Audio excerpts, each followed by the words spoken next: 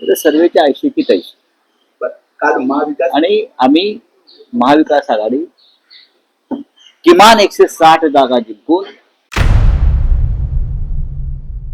संजय राऊतचा हा सॅटेलाइटद्वारे झालेला सर्वे आहे.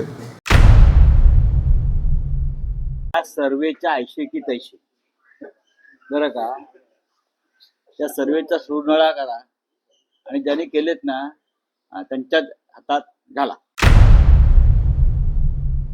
संजय राऊतने जे काही भाष्य केलंय ते आम्ही शुभ संकेत मानतो. या सर्वेच्या 80 की 83 बरं का, त्या सर्वेचा सुरनळा करा आणि ज्यांनी केलेत ना त्यांच्या हातात घाला. सर्वे आणि हातात हे सर्वेवाले जे आहे ते पेड लोक असतात सगळे. आम्ही पण त्या सर्वेवरती विश्वास ठेवत नाही पहिल्यापासून. हरियाणामध्ये काय झालं, उत्तर प्रदेशमध्ये समाजवादी पार्टीला 5 जागा मिळणार नाही, 40 जागा जिंकली. मोदींना 400 जागा मिळणार, बहुमत सुद्धा मिळालं नाही. लोकसभेला महाविकास आघाडीला आम्हाला 10 जागा मिळणार नाही, 31 जागा जिंकली.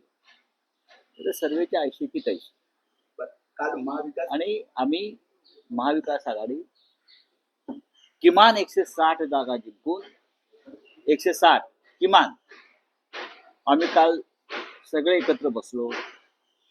साधारण महाराष्ट्रभरातला निवडणुका, मतदान, कौल या संदर्भात मी, जयंतराव पाटील, बाळासाहेब थोरात, अनिल देसाई होते सोबत आमच्या, आम्ही सगळे बसलो आणि सीट टू सीट असेसमेंट केल्यावरती असं लक्षात आलं की 160 जागा आम्ही सहज जिंकतो. महाविकास आघाडीने 160 जागा जर आम्ही जिंकतो, हे सर्व कोणी आणि कसे केले? एका कुठले एक्झिट पोल, कुठल्या तरी कंपन्या येतात एक्झिट पोल करतात. आमचा विश्वास नाही. आम्ही 26 तारखेला सरकार बनवतो आहे. संजय राऊतचा हा सॅटेलाइटद्वारे झालेला सर्वे आहे. तो जमिनीवर पाय ठेवून कधीच सर्वे करत नसतो. तो उडता उडता सर्वे ज्याला म्हणतात त्या प्रकारचा त्यांचा सर्वे असतो.